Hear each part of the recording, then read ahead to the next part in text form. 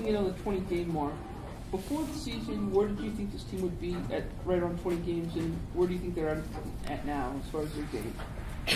Well, before the season started, I was, in my own estimation, I was given this team 20 games to figure out exactly, get a feel for what I had.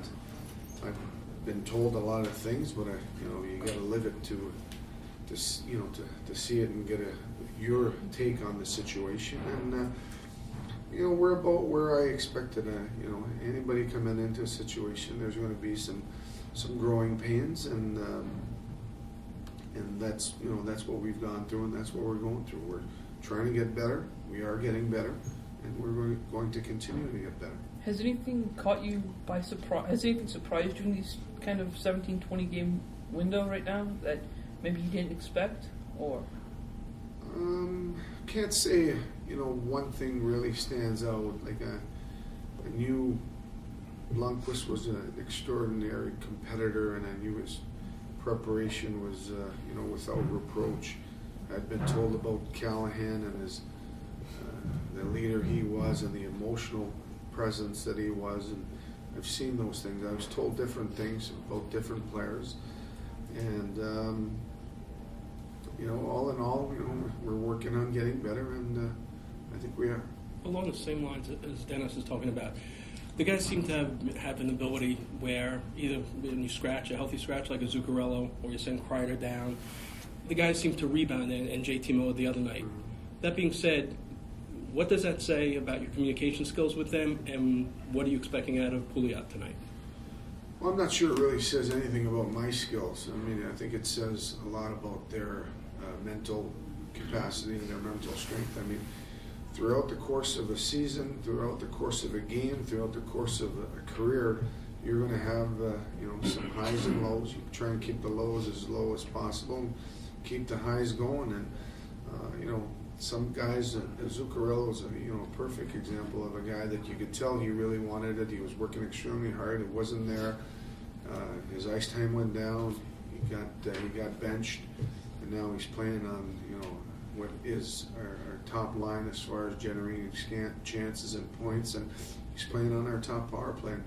I really didn't have anything to do with that. It was his play. It was his work ethic. It was his preparation, and that's what we need from all our players.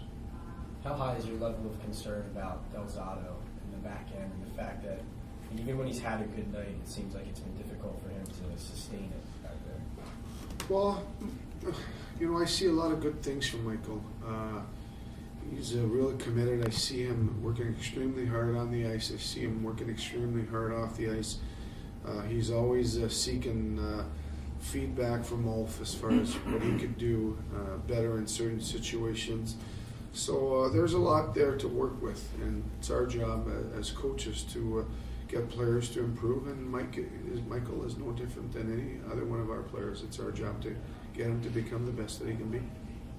Now that Rick seems to be making some progress, and He's going to practice tomorrow. What's that? He's going to practice tomorrow. There you go. All right. Well, that'll. Isn't that the news you wanted to hear today? I was going to ask you if you've been asking about him a little more now that he's. Ever since I've seen him on the ice with, before practice and after practice, every day I've asked how he's doing. And today I got the call after this morning's skate that he was going to join the team tomorrow. So How do you integrate him back into the team practices? Well, probably a little bit like Dominic Moore. He might be a D for a practice or two, and then when we find that his conditioning is where he needs to be and he's been totally cleared medically, then we'll put him on a line and go from there. So it's non-contact tomorrow for him?